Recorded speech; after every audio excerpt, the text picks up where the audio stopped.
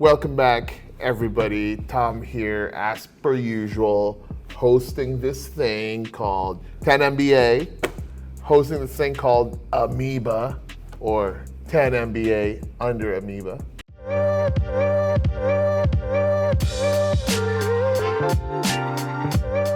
Right now, I'm in the Philippines, and so I got this really rare opportunity, really hard to book kind of guest, and he's awesome. We've done a lot of work together. He is one of those, creative pillars in the city, if I may say so myself.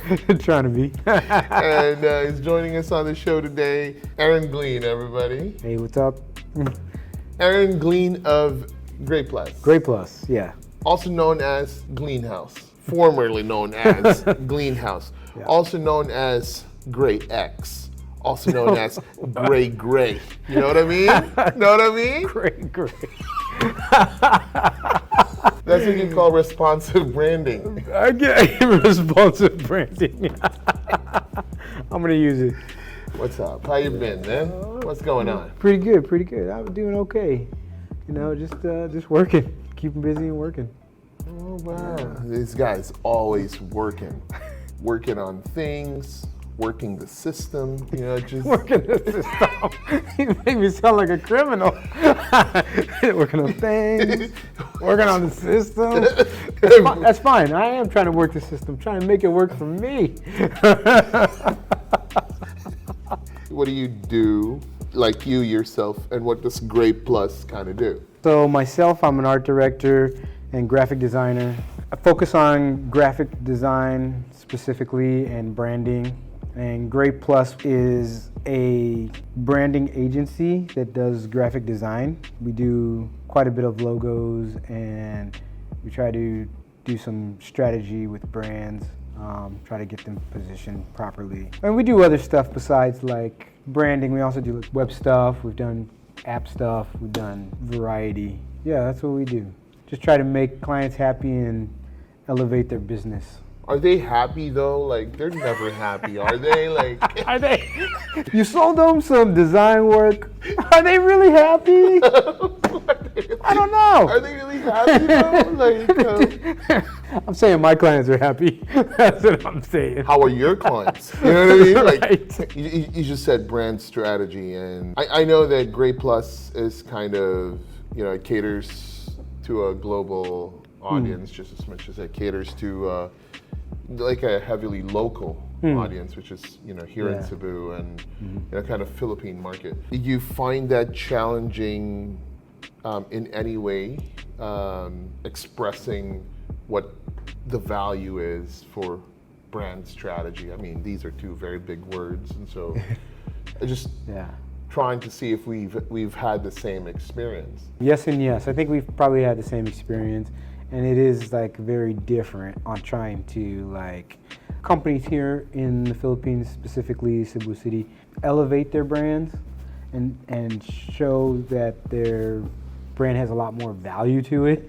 It seems like it's a tougher market here. It's not impossible, it's just a tougher market. I think people really are trying to get their value here versus, and even with creative work in general, trying to get a company to buy into value that doesn't direct their bottom line. Because of course when you go overseas, pretty easy to sell design to somebody because they understand how creative work affects their bottom line. But here, it's a little tough. A lot of younger entrepreneurs are coming and they understand like the value of design and how elevating their brands can affect their bottom line. Hey, look, man, I mean, I took a drive around the city. You can tell that the city itself has cared more about brand and visual styling and logo because of just either I'm seeing a lot of rebrand and I'm seeing fresh brands that seem like there's actual creativity and care into it versus just your typical kind of put a bunch of images around and like and just put some random acronym name like AJT store or some like TJN Enterprise, or like now they actually have proper brand names, and they look, from my perspective at least, they look sustainable as names and brands, thereby also kind of scalable. So I bet you they come to you and be like, "Oh, Aaron, I need a logo," and then you come back and say, no, you need more than a logo. You need friggin' brand and brand strategy. How do you maneuver that? How do you navigate that? Because again, like that, whatever you're gonna do for me, that whole brand strategy thing, that does not translate to cash in the till. It's the long game. It's impact. It's you know. So how do you maneuver that? Like when all I'm asking for is a logo. Pitch session, everybody. He's about to pitch the heck out of me. I think it's difficult. I think it's something for Grade Plus. It's something new that we're adding to our service, and we've done it to a few other companies. I'm really interested now because it's new. Yeah, it's new to do it. It's new for us to do it here. You've done a couple of pitches, so like. Yeah, so trying to get companies that just want a logo, you have to remind them that you're in the solution business. I'm in the solution business, partner. Yeah, so usually like when they're asking for a logo, there's probably an underlining problem already, and they just either don't know how to convey it, so you have to do a bunch of digging to find out what it is. So when they ask for a logo, you just have to ask a lot of questions, make sure the stakeholders are in the meeting, because they might have a different perspective on like why they need a logo. You don't want to just jump on that and be like, yeah, you don't need a logo, bro. You got more problems, man. I don't want to do that. No. We don't do that. I must say, it's tempting sometimes. You know, you just go.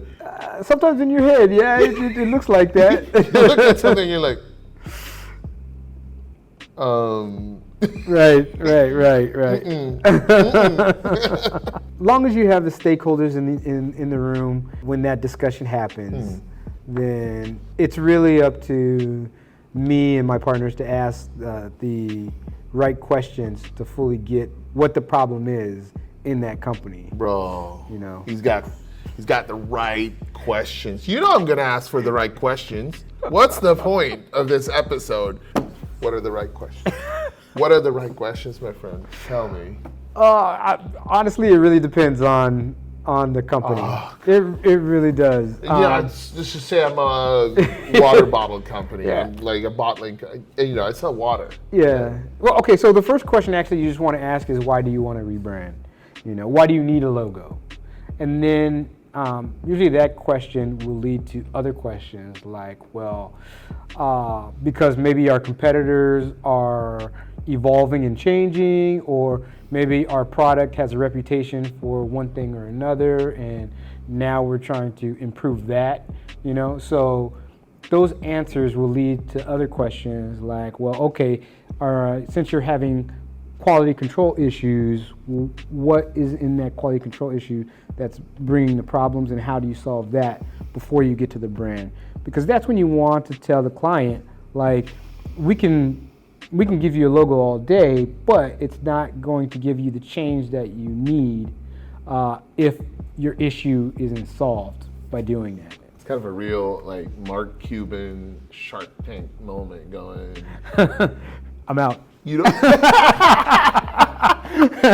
You don't have a business. What you have is a hobby.